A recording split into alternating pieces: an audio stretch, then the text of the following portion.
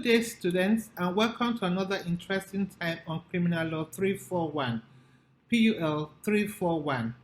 Today we shall be going on to topic 3 and we shall be looking at other aspects of criminal law. We shall conclude our talk from last week where we mentioned on intention and also trying to see the difference between intention and motive today. We shall also be going on to parties to a crime. Who are those that we regard as parties to a crime?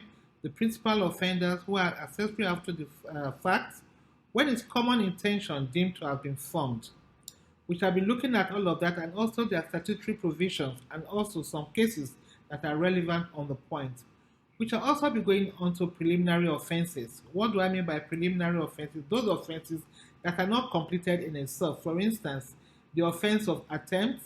We shall be looking what constitutes at what point could one be said to have attempted an offense and all of that. And we shall also be looking at conspiracy.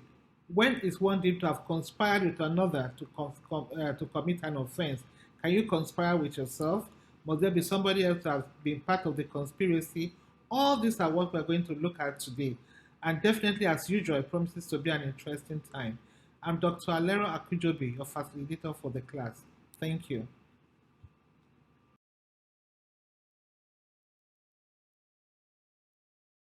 We shall be looking at the distinction between intention and motive. When we say an intention, as defined under section 24 and 48 of the Criminal Code and Penal Code, respectively, in order to ascribe criminal responsibility to an accused person, these sections are very, very important. However, in certain sections, motive is expressly relevant for liability to exist, as in section 10 or section 379 of the Criminal Code, where we talk about defamation. Note, it's important for us to realize that once intention can be established, at that point motive becomes irrelevant. E.g., for instance, when you think under section 383 subsection 2, in order to feed, that of course will not remove the intention that can be ascribed to you of the need to permanently deprive the owner of the food. So at that point in time, where the prosecution can establish intention, the fact that your motive was that you were hungry or that you needed food to eat becomes irrelevant. Motive may, however, prove or disprove criminal intent, as we explained above. Other cases you should take note of is the case of State Adetola and the State, and where the court noted that where there is motive, it strengthens the case of the Crown and becomes part of it. In other words, where the motive can be fully established, for instance, having to do all the necessary can in order to escape a crime being perpetrated on you, your motive was for, of course, to escape, so you had to do what was necessary in the circumstance. Of course, it could become a strong case for you, and of course, that could also lead to your to the proof of intention not being taken. So, we briefly will look at other aspects of today's topic on topic 3, which again is on parties to an offense. When we talk about parties to an offense, what really do we have in mind? Definitely, another problem of criminal responsibility lies in fixing liability for an act or act participated by several persons. However, when persons are to be indicted as participant criminals, the criminal that is as parties in the crime, the criminal law has to solve the further problem of determining each individual's degree of involvement and the extent of their criminal liability. So you could have a situation where there are 4 persons involved in crime, but each individual's involvement is different from the other, and that will also tell the extent of their criminal liabilities. So, Chapter 2 of the Criminal Code provides liability for 2 classes of persons, basically, or also under Section 7 of the Criminal Code, where we have principal offenders, and of course we also have accessories after the fact. The important sections to note here are Section 27 of the Criminal Code or Section 48 of the Penal Code that applies to Section 7 that deals with parties. It is important in all of this that the mental element requirement must be proved before liability will attach. So under chapter 5 of the penal code, like I said, that is under 48, following the decision under English, the provision distinguish offences and abettors, that is also accessories after the fact. So it also provides for principal offenders as well. So now, under Section 7 of the Criminal Code, we shall be looking at certain things or certain offenses that are who are the person that we regard as principal offenders. So there are normally four classes of persons that are normally regarded as principal offenders. One is every person that takes part in the offense or makes the omission that constitutes the offense. For instance, the person that shoots the gun, the person that refuses to do what he should do, the person that refuses to perform his duty, that is an omission in itself. The person that shoots the gun is an act that has been perpetrated. That kind of a person can be seen as a principal offender. We also have cases where every person who does or will need to do any act for the purpose of enabling or aiding another person to commit the offense. If, for instance, before the commission of the offense, you do something that helps the other person to commit the offense by helping the person to get a gun, by helping the person to do one thing or the other, by helping the person to prepare the way for their crime to be effected, of course, you would have aided that person in, or you would have enabled that person in the commission of the offense. And then Section 7, Subsection C, every person who aids another in committing their offense, that is, we should be able to make a distinction between 7b and 7c.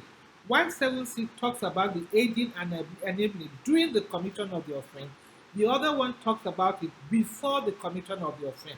That is basically their differences. So all is about aiding and abetting, but then one comes before the other. Section 7b talks about before the offense, while Section 7c talks about during the commission of the offense. Again, we have Section 7d, which also talks about persons who counsel or procure any other person to commit the offense. In those instances, you don't need to be on ground. You can be anywhere counseling. You can be anywhere procuring the commission of the offense. Those facts, once they can be properly established, you will fall under Section 7. Section 7. So, like I've said, there are differences between Section 7b and 7c. So you have to note those differences and all of that. Important to also note is the case of Enwe and R, where it was held that a man could not be liable under Section 7c if there is no clear evidence that he did something to facilitate the commission of the offense. How do I mean? Like I said, Section 7b talks about commission of the offense before, aiding and enabling before the commission of the offense. If, for instance, A opens a door for you to enter a house and in order to commit an offense, but in the long run, you didn't use that particular door, and maybe you now committed an offense using the window, can A be traced to the commission? Can A be said to have enabled you to have committed that offense? It's all a question of fact and establishing the particular instance and all of that. But what Enwe and R is saying is that that a man cannot be liable under Section 7 the offense. Of course, the answer will be no. So Enwe and R is instructive on that. It is also instructive to know that mere presence at the scene of a crime is not enough to bring any person within the ambit of Section 7. This is very, very important, as we saw in Akani and R. Okay, so Section 7 can be applied only where an offense has been committed. This also means that there are several persons. This also means that there could be where several persons committed an offense, and only the party waited there is caught. It could be liable because he is a principal under Section 7. So it is an interesting section that I would advise that you go back and read so that you can clearly get the gist of the section. But the important thing to know that under crimes, or any offender must be brought under any one of these sections, under one of these subsections as a party to as a principal offender, or in the long as an accessory after the fact. So, if all the parties to a particular offense are caught and charged, and some are acquitted, a problem might arise under Section 7. as we saw in Okagwe and R, where 3 men were charged with office breaking, 2 were not found guilty, but the third was convicted of aiding them. So, how possible is that if you convict 2, for instance, of saying that no offense was committed, then why are you not convicting somebody else of aiding them? I don't know whether we can understand the logic in all of this. So, it is important that for you to convince somebody of aiding, definitely there must have been an offense that he aided. But where an offense that it cannot be established, it becomes very, very difficult to understand that the offense was actually committed. So in Iyaro and the state, I think the Supreme Court had overruled R and Okabe in stating that all that is required is proof that the offense had actually been committed. This is what we have been saying, and that it would not be a condition precedent for conviction for aiding, that the person or persons who did the act must be convicted. I'm sure it's clearer now for us to see. Of course, we've seen Section 7D. The striking difference is that mere words might suffice to grant liability. The words amounting to counseling or procuring must, however, involve some positive acts of encouragement to those who committed the offense. I'm sure this is also very clear on the point. Now, we shall be looking at the issue of a particular person is removed from the scene or something like that. Why the common object could be that particular purpose for which you want to remove the particular object. So, that again is in the case of O4 and R, where you see, for instance, you are able to see the difference between common intention and, of course, common intention. In all of this, anyway, what is important is that the common intention can be inferred from the circumstances disclosed in the evidence. Okay, so you are able to get the common intention, the common object, all of this from the circumstances that are disclosed in the evidence. Other relevant cases to look happen. So, who are those that we regard as accessories after the fact?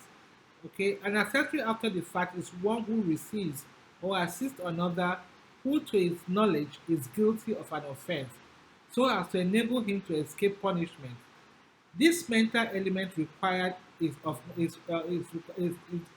requirement is knowledge of the person assisted, plus an intention to facilitate an escape from punishment. So there must be knowledge of the offense.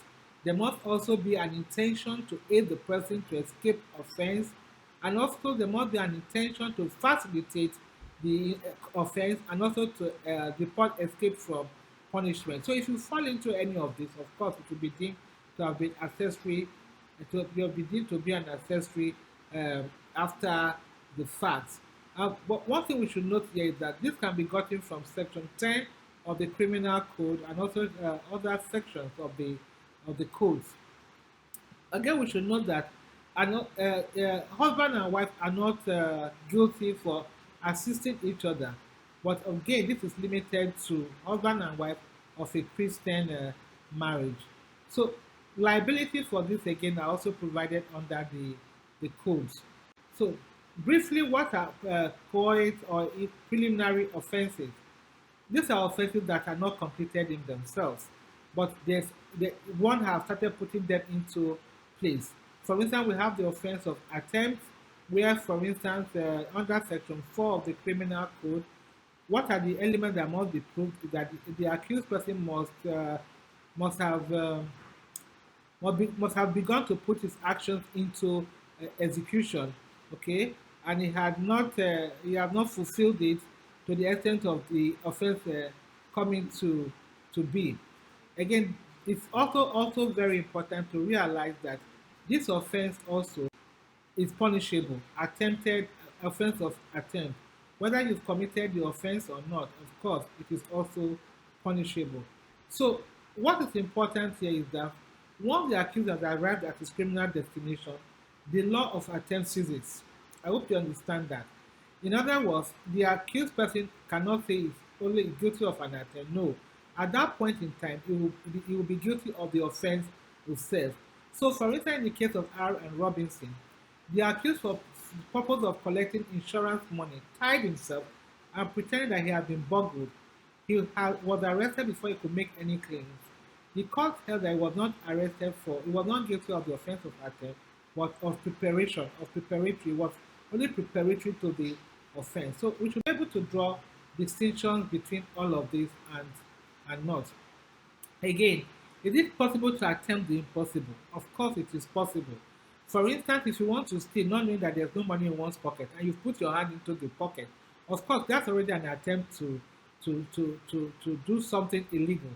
Okay, it is also possible for you so that goes to say that it is very possible for you to attempt the impossible. Now, when we talk about conspiracy, what are we talking about here? This is another preliminary offense too that looks at the arrangement of the agreement between persons to form an unlawful purpose. It could be also be doing a lawful purpose in an unlawful way. That again can be seen in our section 516 to section 518. Please go ahead and read it and try to get the gist of the matter. So, note that unlike attempt, conspiracy does not merge with the substantive offense, so that conspirators who have successfully carried out the agreement may be charged with both the crime and the conspiracy. The case of that can be, we can see that in Erim and the state. So where the offense has been carried out, you can be charged for both the offense and the conspiracy itself. So again, like I said, it can be found in section 518 of the criminal code, and it can be a lawful purpose by unlawful, can be carried out through a lawful purpose by unlawful means. Okay, so before we end, we just have some few questions. I have some few questions here for you. The first one is to differentiate the offense of conspiracy from attempt with the aid of authorities. To differentiate the offense of conspiracy from attempt with the aid of authority. I'm sure you should be able to do that from the slide that we have shown. Again, what makes one a party to an offense? What makes one a party to an offense? Determine the provision of the penal code that are applicable and their relevance. This again should be able to understand and explain from what we have just discussed. Finally, and the last question, if Thomas, a manager in a bank, leaves the back door of the bank open to enable Paul, his robber friend, to gain access and rob the bank, but instead Paul breaks into the bank via the front door, determine Thomas' offense and its liability, if any. Determine Thomas' offense and its liability, if any. I'm sure you'll be able to answer this question having listened to this short brief. Thank you.